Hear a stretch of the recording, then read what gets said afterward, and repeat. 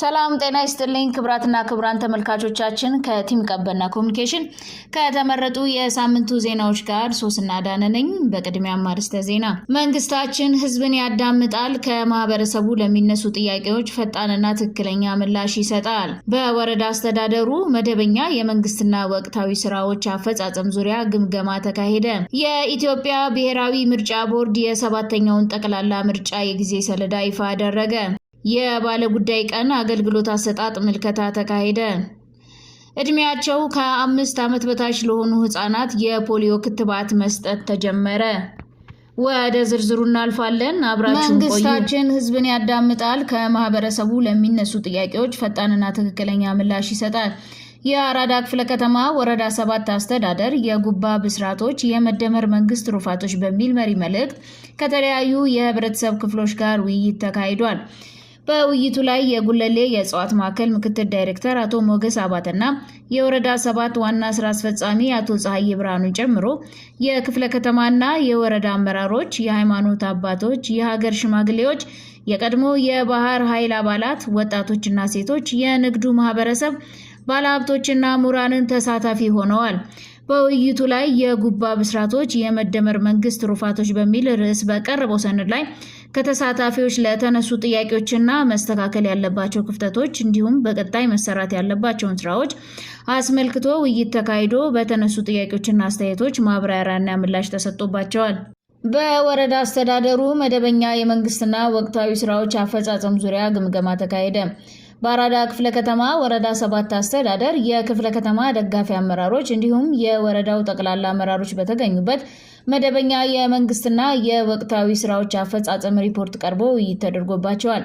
በውይይቱም የተሰሩ ስራዎችን አፈጻጸም በመገምገም ያሉ ክፍተቶችን በፍጥነት በማረም ሁሉንም ስራዎች አስተሳስሮ በቅንጅት በመስራት ተግባራት ላይ ውጤት ማስመዝገብ እንደሚገባ ተገልጾ የቀጣይ የስራ አቅጣጫም ተሰጥቷል። የኢትዮጵያ ብሔራዊ ምርጫ ቦርድ የሰባተኛውን ጠቅላላ ምርጫ የጊዜ ሰሌዳ ይፋ አደረገ።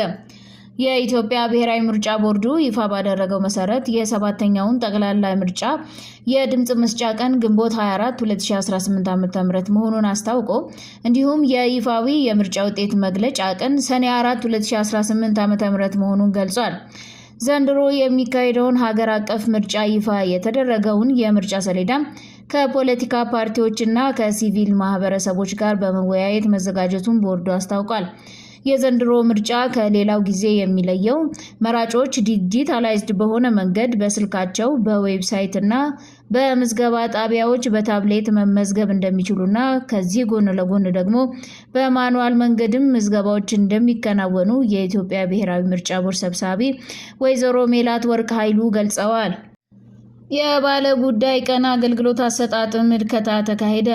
በባለ ጉዳይ ቀን የሚሰጠው አገልግሎት የተገልጋዮችን እንግልትና መጉላላት በማስቀረት ረገድ ከፍተኛ አስተዋጽኦ እያበረከተ ነው። በአራዳ ክፍለ ከተማ ወረዳ 7 አስተዳደር በባለ ጉዳይ ቀን በአንድ ማዕከል በተቋማት እየተሰጠ ያለውን አገልግሎት አስመልክቶ ምልከታ ተደርጓል።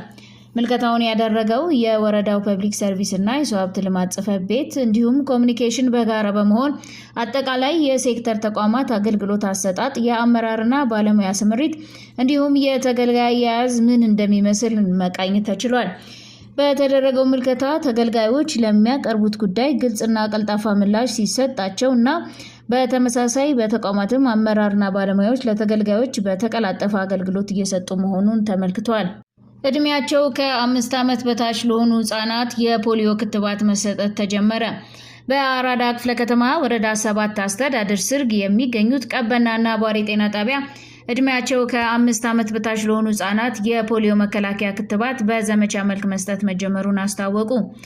የአቧሬ ጤና ጣቢያ ሜዲካል ዳይሬክተር የሆኑት አቶ ነብዩ ፍቅሬ እንደገለጹት የአራተኛውን ዙር የተቀናጀ የፖሊዮ በሽታ መከላከያ ክትባት ዘመቻ እድሜያቸው ከ5 ዓመት በታች ለሆኑ ህፃናት ክትባቱን የሚሰጡ ባለሙያዎች ቤት ለቤት በትምህርት ቤት በህፃናት ማቆያና በማሳደጊያ ማዕከላት መስጠት መጀመሩን ገልጸው በእነዚህ የዘመቻ ቀናት እድሜያቸው ከ5 ዓመት በታች የሆኑ ህፃናት ከዚህ በፊት የፖሊዮ መከላከያ ክትባት ቢከተቡም ባይከተቡም ይህንን ክትባት መውሰድ እንዳለባቸው ገልጸዋል። በማንኛውም ምክንያት አንድም ልጅ ይህ ክትባት እንዳያመልጠው ወላጆች ለልጆቻቸው ቅድሚያ በመስጠት ጊዜው ሳያልፍ በኃላፊነት እንዲያስከትቡ ሜዲካል ዳይሬክተሩ መልእክታቸውን አስተላልፈዋል። ከዜናዎቹ ጋር አብራችሁን ስለቆያችሁ እናመሰግናለን። በቀጣይ ሳምንት ከሌሎች ከተጠናከሩ ዜናዎች ጋር እስከምንገናኝ ቸርን ሰንብት።